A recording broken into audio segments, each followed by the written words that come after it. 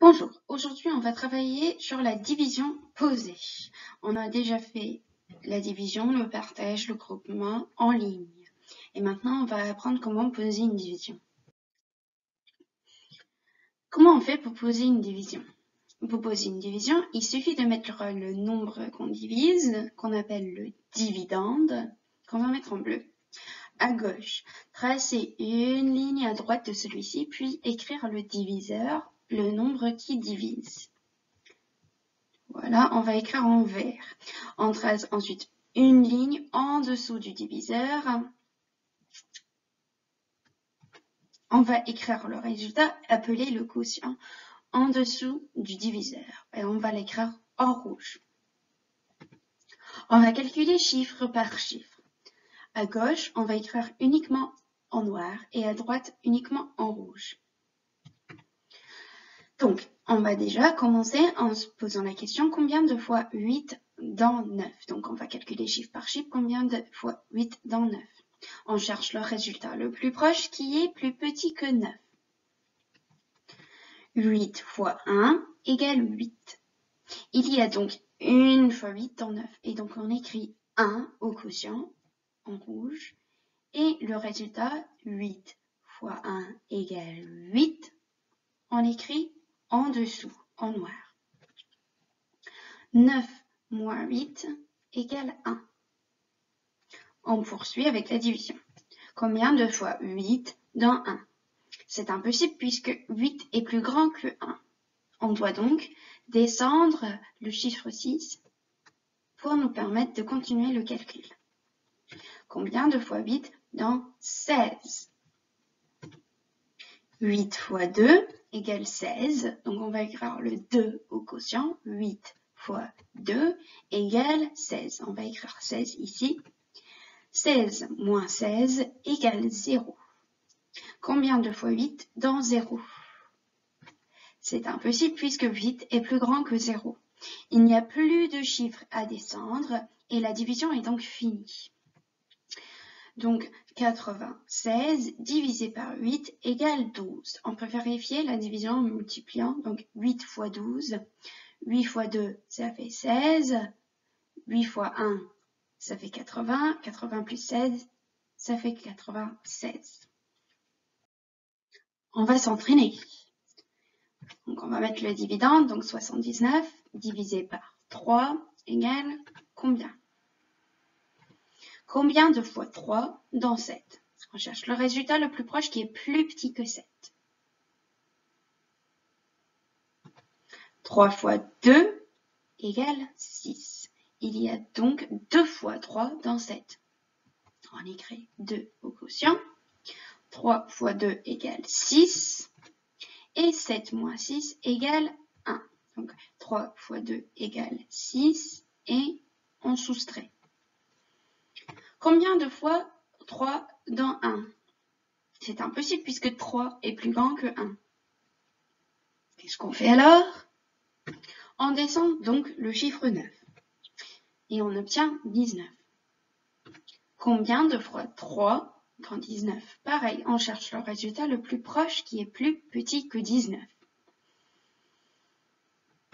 3 fois 6 égale 18. Donc 3 fois 6 égale 18. On écrit le 6 au quotient et on va écrire 18 en noir. 19 moins 18 égale 1. Combien de fois 3 dans 1?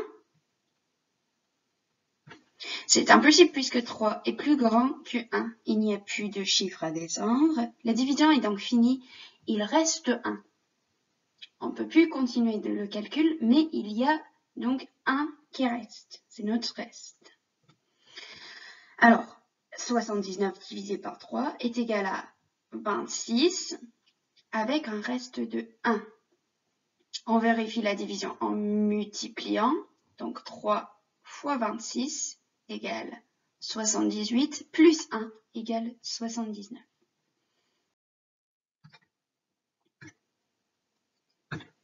57 divisé par 2. Combien de fois 2 dans 5? On cherche le résultat le plus proche qui est plus petit que 5. 2 fois 2 égale 4. Il y a donc 2 fois 2 dans 5. On écrit 2 au quotient et on écrit 4 en noir en dessous du 5. 5 moins 4 égale 1. Combien de fois 2 dans 1? C'est impossible puisque 2 est plus grand que 1. Qu'est-ce qu'on doit faire? On descend donc le chiffre 7. Combien de fois 2 dans 17? On cherche le résultat qui est le plus proche, qui est plus petit. 2 fois 8 égale 16, donc on écrit 8 au quotient et 16 en noir. 17 moins 16 égale 1. Combien de fois 2 dans 1? C'est impossible puisque 2 est plus grand que 1. Il n'y a plus de chiffres à descendre, donc la division est finie. Il reste 1. On vérifie, donc 57 divisé par 2 égale 28, avec reste 1. On vérifie la division en multipliant et en rajoutant le reste. Donc 28 fois 2 égale 56, plus 1 égale 57. 98 divisé par 7. Combien de fois 7 dans 9? On cherche le résultat le plus proche qui est plus petit que 9. 7 fois 1 égale 7. Il y a donc 1 fois 7 dans 9. On écrit 1 au quotient. 7 fois 1 égale 7. On écrit 7 en noir. 9 moins 7 égale 2. Combien de fois 7 dans 2? C'est impossible puisque 7 est plus grand que 2. On descend donc le chiffre 8. Combien de fois 7 dans 28? 7 fois 4 égale 28, donc on écrit 4 au quotient et 28 en noir. 28 moins 28 égale 0. Combien de fois 7 dans 0? C'est impossible puisque 7 est plus grand que 0. Il n'y a plus de chiffres à descendre, donc notre division est finie. 98 divisé par 7 égale 14. On vérifie la division en multipliant. Donc 7 fois 14 égale 98. Voici les corrections. 48 divisé par 4. Combien de fois 4 dans 4?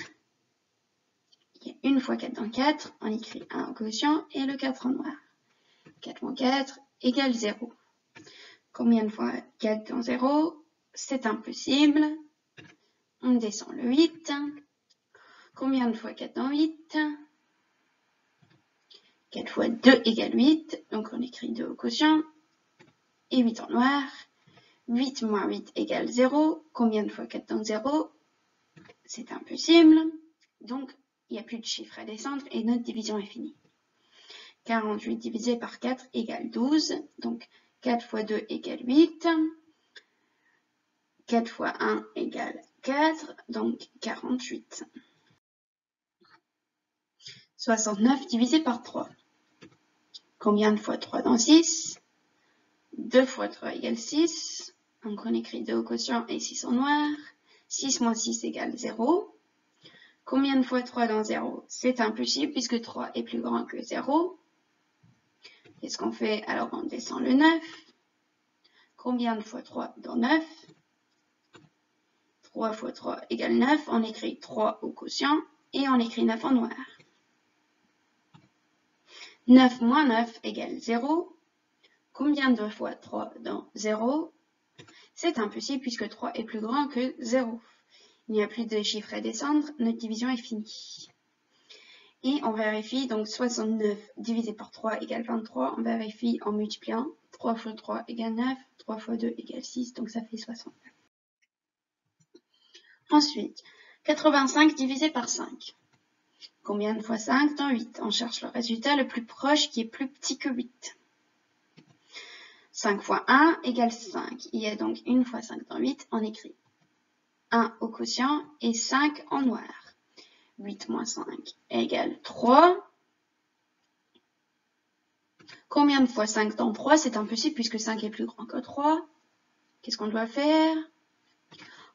On descend le chiffre 5. Combien de fois 5 dans 35? 5 fois 7 égale 35. On écrit 7 au quotient et 35 en noir.